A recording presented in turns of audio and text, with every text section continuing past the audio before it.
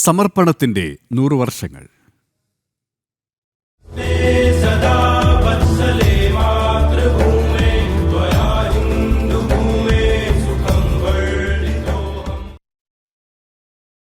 സ്വയം സേവകരിൽ ദേശാഭിമാനബോധം ശക്തിപ്പെടുത്തിക്കൊണ്ട് RSSനെ കെട്ടിപ്പടുത്തതിൽ പ്രധാനിയാണ് രണ്ടാമത്തെ സർസംഘചാലകായ മാധവ് സദാശിവ ഗോൾവൽക്കർ.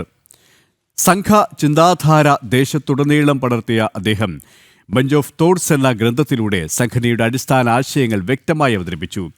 ഹിന്ദുത്വ ദർശനമാണ് ഭാരതത്തിന്റെ നട്ടെല്ലെന്നും ഗുരുജി ഉറച്ചു വിശ്വസിച്ചിരുന്നു.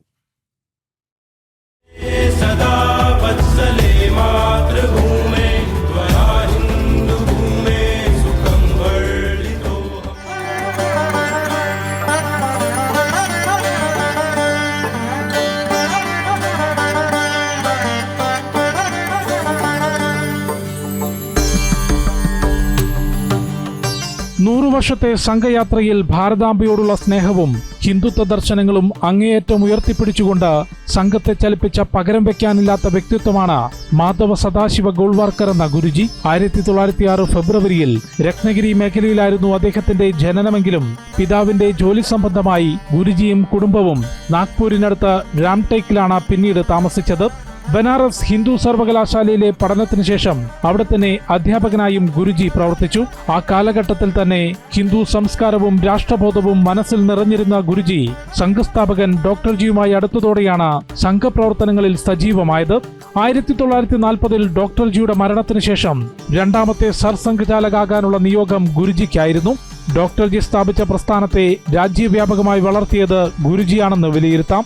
അതുകൊണ്ട് തന്നെ RSSന്റെ ശതാബ്ദി വർഷത്തിലും അല്ലാതെയും സംഘം പിറന്ന നാഗ്പൂരിലേക്ക് എത്തുന്ന ഓരോ സ്വയം സേവകരും നാഗ്പൂരിനടുത്ത് രാംടേക്കിലുള്ള ഗുരുജിയുടെ വസതിയും സന്ദർശിക്കുന്നു.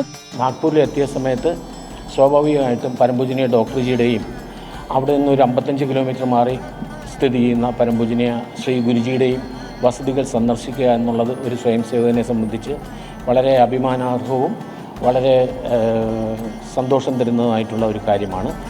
തൃതീയ വർഷ ശിബിരാർത്ഥികളും റേഷൻ ബാഗിലെ ക്യാമ്പിന് ശേഷം രാംടേക്കിലെത്തുന്നത് ഗുരുജിയോടുള്ള ആദരമാണ്.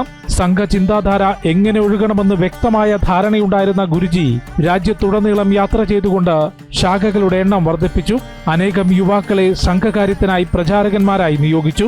വിഭജന കാലഘട്ടത്തിൽ വെല്ലുവിളികളെ നേരിട്ടുകൊണ്ട് ഏകതയുടെ സന്ദേശം പടർത്താൻ RSSനെ നയിച്ചതും 1948 ഗാന്ധി വധത്തിന് ശേഷം വ്യാജ ആരോപണങ്ങൾ ഉന്നയിച്ചുകൊണ്ടുള്ള നിരോധനത്തെ അതിജീവിച്ചതും ഗുരുജിയുടെ നേതൃത്വത്തിലാണ്. 1962 ഇന്ത്യ ചൈന യുദ്ധത്തിലും RSSന്റെ സേവനം ഗുരുജിയുടെ മാർഗനിർദ്ദേശം അനുസരിച്ചായിരുന്നു.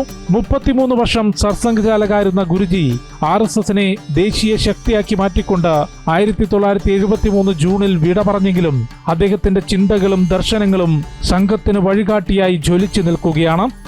ജനം, ഡൽഹി.